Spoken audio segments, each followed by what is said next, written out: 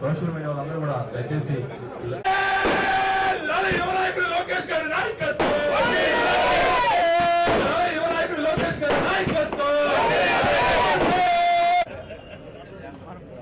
మీ పేజీలో ఏమైనా ఉంటే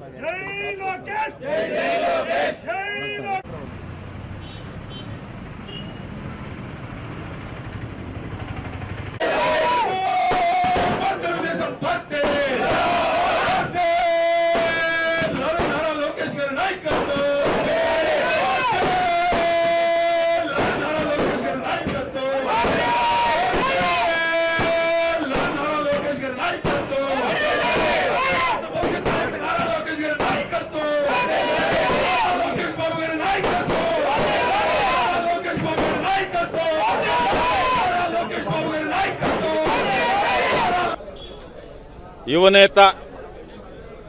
తెలుగుదేశం పార్టీ జాతీయ ప్రధాన కార్యదర్శి యువగళం పేరుతో ఈ రాష్ట్రంలో ఉన్న యువతనందరిని కూడా ఈ అరాచక పాలన నుంచి మేల్కొల్పే విధంగా తయారు చేసిన మా ఆరాధ్య నాయకుడు శ్రీ నారా లోకేష్ బాబు గారి జన్మదిన వేడుకల్ని ఈరోజు నెల్లూరు రూరల్ ఎమ్మెల్యే గారి కార్యాలయంలో నెల్లూరు రూరల్ నియోజకవర్గ తెలుగుదేశం పార్టీ నాయకులు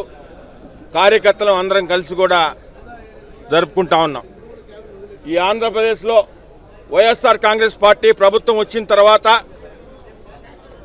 అటు ప్రజలు కానీ ఇతర పార్టీల నాయకులు కానీ కార్యకర్తలు కానీ బయటికి రాలేని పరిస్థితుల్లో యువగళం పేరుతో భారతదేశం అంతా ఒక్కసారి ఆంధ్రప్రదేశ్ వైపు చూసే విధంగా చేసిన మా యువ నాయకుడు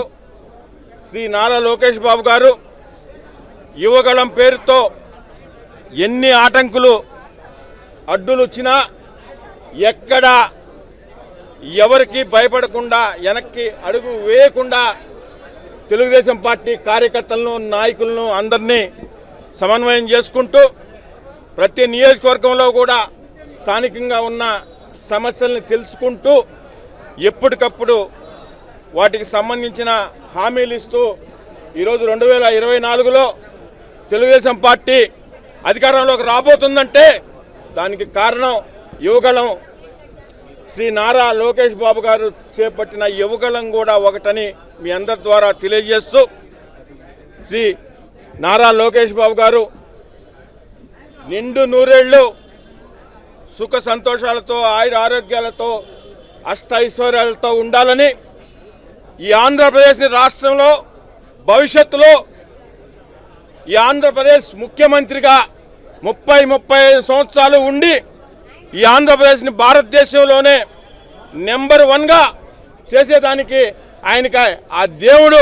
ఆశీర్వదించాలని మనస్ఫూర్తిగా కోరుకుంటున్నాను.